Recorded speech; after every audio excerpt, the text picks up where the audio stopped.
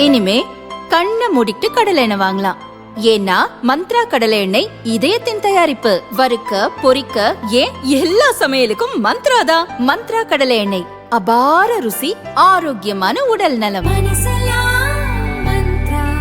வருமான வரி அதிகாரிகள் சென்ற ஆண்டு நவம்பரில் ஹைதராபாத்தில் உள்ள 40 பிரியாணி ஹோட்டல்களில் சோதனை நடத்தினர். அப்போது வருவாயை மறைத்து 400 கோடி வரி ஏய்ப்பு செய்திருந்தது கண்டுபிடிக்கப்பட்டது. தமிழகம் உட்பட பல மாநிலங்களில் பிரபல பிரியாணி கடை வருமானங்களை அதிகாரிகள் கண் வைத்தனர். AI தொழில்நுட்பம் மூலம் துப்பு துலக்கப்பட்டது. கிட்டத்தட்ட 1,70,000 ஹோட்டல்களில் 2019 முதல் 2025 சேல் விவரங்களை ஆய்வு செய்தனர். கணக்கில் காட்டப்பட்ட தயாரிப்பு பொருளுக்கும் விற்பனைக்கும் மிகப்பெரிய வித்தியாசம் இருந்தது. ஆன்லைன் உணவு டெலிவரி நிறுவனங்கள் மூலம் சேலான புள்ளி விவரங்கள் சரிவர கணக்கில் இல்லை. பில்லிங் சாஃப்ட்வேரில் ரொக்க பண பரிமாற்றத்தில் ஓட்டல் நிர்வாகங்கள் உண்மையை மறைத்தது தெரிந்தது. கிட்டத்தட்ட 6 ஆண்டுகளில் 70,000 கோடி அளவுக்கு வரி ஏய்ப்பு நடந்துள்ளது.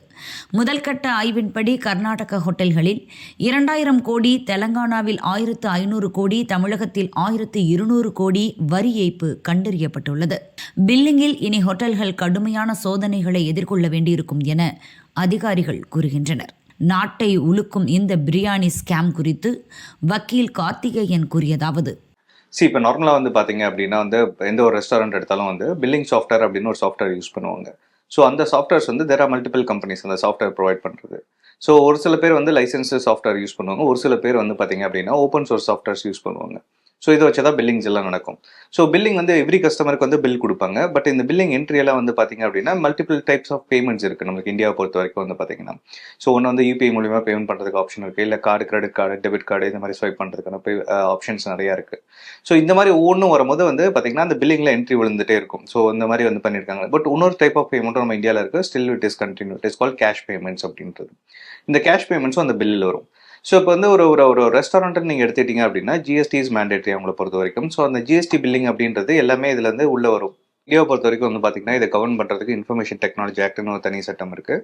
ஸோ அதன்படி வந்து பார்த்தீங்க அப்படின்னா செக்ஷன் 66 இந்த மாதிரி டேம்பர் பண்ணீங்க, 65, 66 ரெண்டுத்துலையும் இந்த மாதிரி டேம்பர் பண்ணீங்க அப்படின்னா it is considered to be an offence. So இதுக்கு வந்து கிரிமினல் ஆக்ஷன் எடுக்கிறதுக்கான வாய்ப்புகள் நிறையா இருக்குது.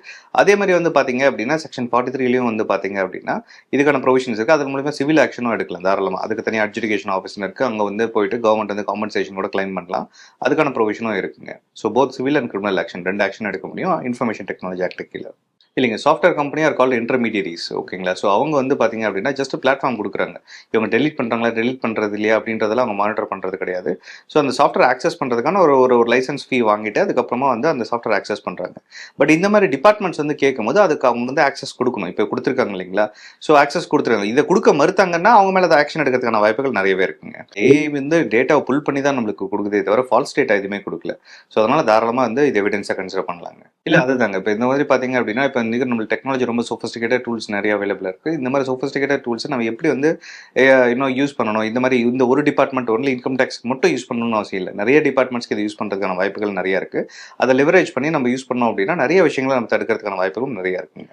ஸோ இன்னும் லைக் யார் பில்ஸை டெலிட் பண்ணியிருக்காங்க, யார் டேக்ஸ் அவாய்ட் பண்ணியிருக்காங்களோ அவங்க மேலே மட்டும் தான் ஆக்ஷன் எடுக்க முடியுமே தவிர இந்த பில்லை நீங்கள் யூஸ் பண்ணதுனாலே உங்களுக்கு பிரச்சனை அப்படின்ற மாதிரிலாம் எதுவுமே கிடையாதுங்க. ஓகே.